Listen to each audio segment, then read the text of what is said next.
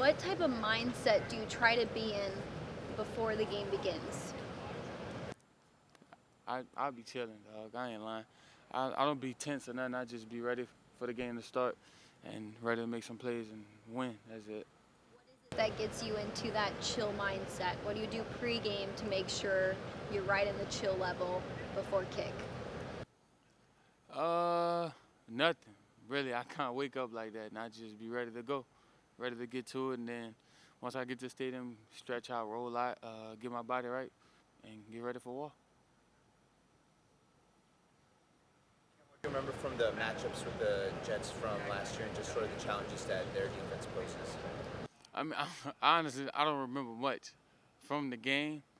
Uh, yeah, I don't remember too much from like the first game for sure. Second game was kind of like a little bit of everything, man. You know, they got different guys now though, but you know they have a great front, and they have some good players in the secondary to back that up with it. So you know you got to get open and make some plays. Been, if there is any, the challenge of such an emotional win that required so much out of you guys Sunday, and then the focus getting back to this week for preparing. We don't know because we're not out there with you guys. Like how much of a switch in just getting back, or maybe how difficult is that to try to switch back and get your mind ready for the next opponent?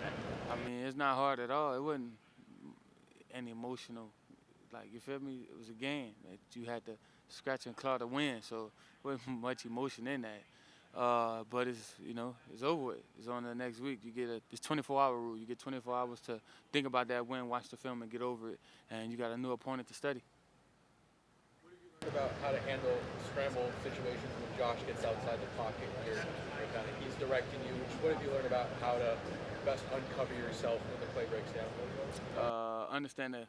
Well, really just you know the routes that's being ran with you within the concept. So you know where if he does scramble right or if he does scramble left, he should probably be in this area, and some of these guys should be able to go that way, this way. So everything starts to unfold. So just, you know, knowing where you at and figuring out which way he is scrambling so you can try to get in his eyesight. In the second half, you know, you and Josh were able to connect a lot more. What, if anything, just changed? Was just kind of going through and seeing like what the defense was giving you in the second half? Was it just getting back on the same page? Was there a conversation between you and Josh, or just trying to get on that same page? What maybe led to that success that guys like you and Josh Palmer had? Honestly, bro, the first half we didn't really be able to get off to like a great rhythm, you know, so that kind of disrupted a lot of things. And the second half it was like we had to throw the ball. So we were getting open and he was getting us the ball. So that was it. One thing changed. You know the kind of work that you put in this offseason, this training camp, this preseason.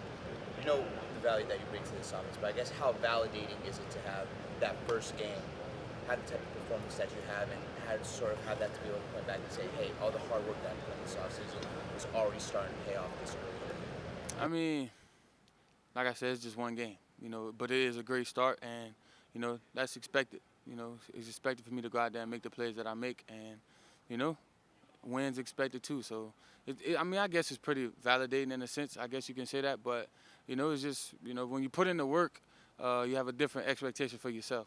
And when the guys around you see the work you put in and they know what you're capable of, their expectations change. And when you meet them, it's not a big cahoots part. It's like, let's keep it going.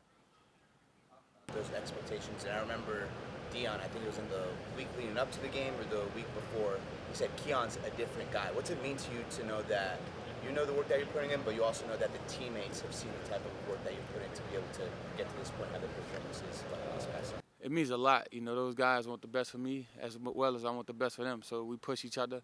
And when you are doing that work and they see big improvements, you know, they acknowledge that because it can go a long way depending on who it is. So, you know, just that like that. And that's my boy too, though. So he knows what's up.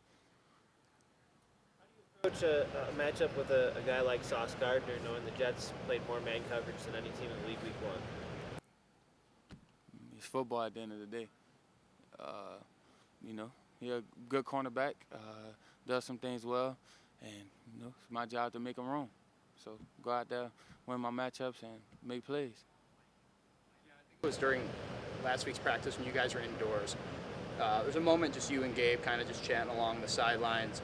But a guy like him, knowing his history in Buffalo, just to even have him back in that building with you, getting to learn a little bit more, what value for a young receiver like you does a guy like him bring into this situation? A lot of insight, a lot of good tricks, nuggets here and there, just knowledgeable things to add into your toolbox on the mental side. And then on the physical side, just you do score 30 plus touchdowns in the span of 4 years. So he pretty much he knows what he's doing. So just taking everything he say and trying to apply it.